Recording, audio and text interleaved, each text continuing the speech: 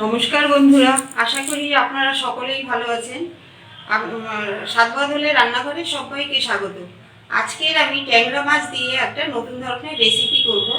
এই ট্যাংরা আমি এখানে 4টে বড় সাইজের ট্যাংরা মাছ নিয়েছি, আর ধনেপাতা বাটা নিয়েছি 3 চামচ, কালো জিরে, লবণ, আর এখানে আমি বেগুন নিয়েছি, নুন হলুদ মাখিয়ে রেখেছি। এখানে নিয়েছি শিম 4-5টা, আর 4 টুকরো আলু, 10টা বড়ি, আর ধনে জিরের গুঁড়ো আমি একটুখানি ভিজিয়ে রেখেছি। হাফ চামচ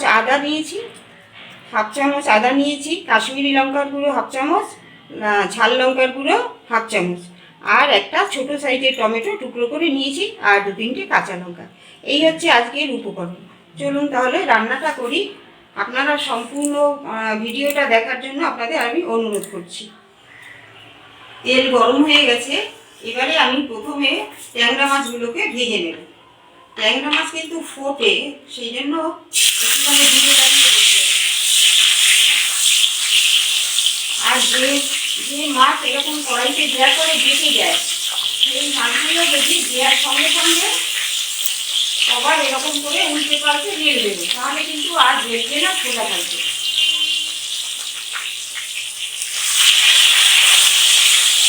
শিং মাছ, মাগুর মাছ, এগুলো সব দিলে তেলে দিলে বেঁচে যায়। তখন কবার এরকম উল্টা পাল্টা করে দিলে আর তখন বেড়ে যাবে।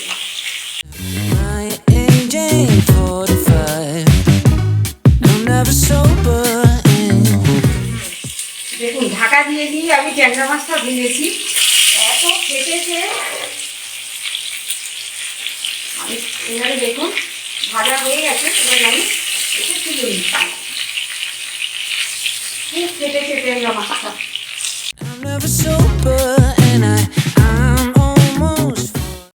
এবারে আমি বড়িটাকে ভেজে নিচ্ছি।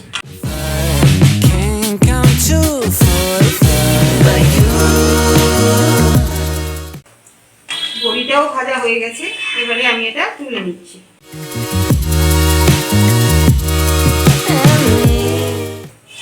এই তেলের ভেতরেই আমি এবারে বেগুনটাকেও ভেজে নিচ্ছি।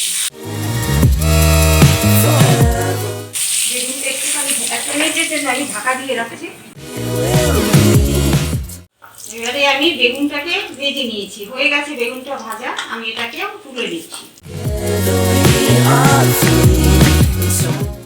এবার এই তেলে অনেকটা তেল আছে, আর আমি হাফ চামচ কিংবা 1 চামচের মতো আমি তেল দিয়ে দিচ্ছি।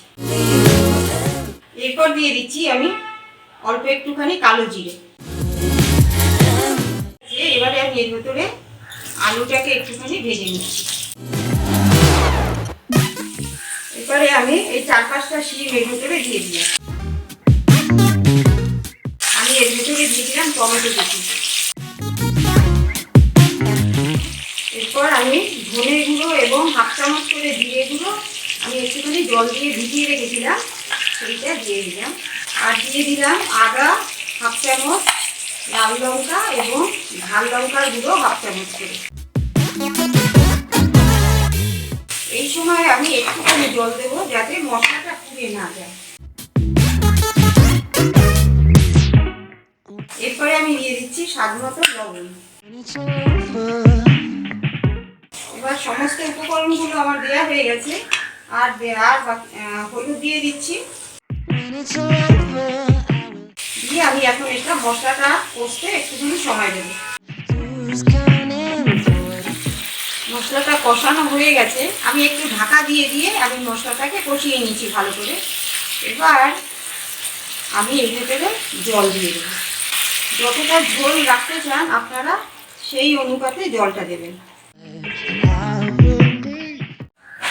আমি এতে জল দিয়ে দিয়েছি। ট্যাংরা মাছটা একটু শক্ত থাকে তো, তাই আমি এটা আগে দিয়ে দিলাম। আর বেগুন আর এই বড়িটা একটুখানি পরে দেবো। আর এর ভেতরে দিয়ে দিলাম 3টে কাঁচা লঙ্কা, একটুখানি মুখটা ফাটিয়ে দিয়েছি। এবারে আমি 5 মিনিটের জন্য ঢাকা দিয়ে রাখবো। ফিরে আসছি 5 মিনিট পরে। পরে আমি গ্যাসটাকে কিন্তু একদম লো করে দেব। লো করে দিয়ে আমি 5 মিনিট ঢাকা দিয়ে রাখছি। ঝোলটা ফুটে উঠেছে। এবারে আমি এর ভেতরে বেগুন ভাজাগুলো আমি দিয়ে দিচ্ছি। একটুখানি বেগুনগুলো যে ভেজে রেখেছিলাম সেইগুলো দিয়ে দিচ্ছি এবং বড়িগুলো দিয়ে দিচ্ছি। আর এর ভেতরে দিয়ে দিচ্ছি ধনেপাতা বাটা।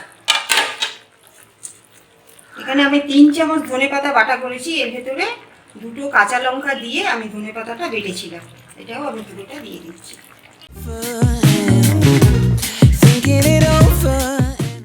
এরপরে আমি আবার 3 মিনিটের জন্য ঢাকা দিয়ে রাখছি। আলুটা এখনো পুরো সিদ্ধ হয়নি, আলুটা সিদ্ধ হওয়া অবধি আমি অপেক্ষা করব।